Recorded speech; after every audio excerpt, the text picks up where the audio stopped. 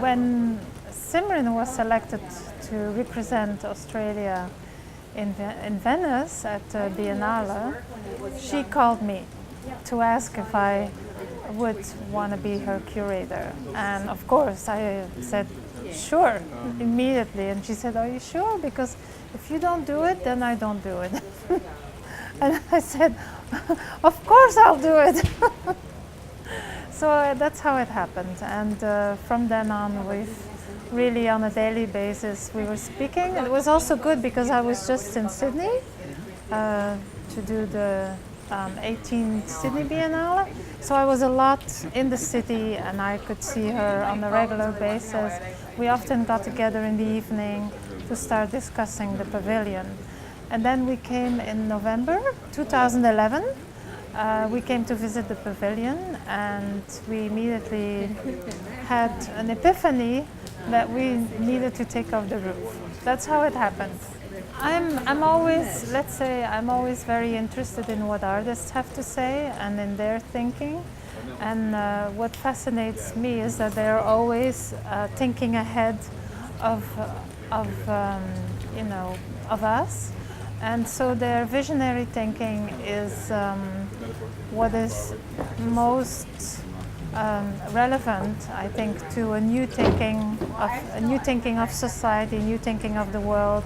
And so I just like to follow them in what they want to do, and actually even to push them a little further, to go beyond the limits, the self-imposed limits. And when you are in a collaboration like that, you can push each other and you can discuss it, you have feedback, you can explore much more than on your own. And Simryn and I, we both believe in this relational space, in this generative space, where we become who we are through the other. And that's for us, for both of us, the relational, the associative, how things connect, how they are interdependent, all of that is of interest to both of us. So we feel that in a way we're complementary, and where she would stop, I would go further. Where I would stop, she would go further. And so we fall into a space of negotiation. And we're both interested in that kind of space. You know, it's always,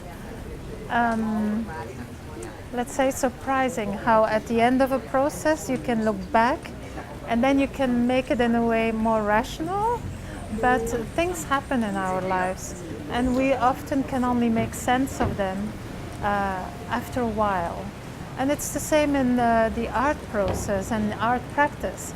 You start to make sense of it, or the curator has to make sense of it during the process. The doing is important, and then little by little things start to fall into your lap and you start to see what the thread is, how it's all connected, how one thing, like the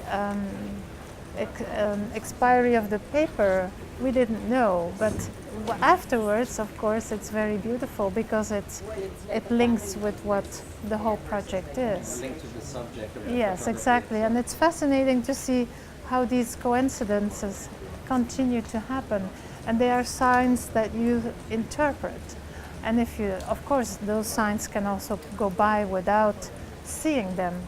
And I think that's the strength of artists. They see the signs and they communicate them, and then my job is, as a curator, is then to transmit them further to the audience, and then the audiences pick them up and they tell them to friends, and that's how these stories get into the world, like in a chain of thought, in a way.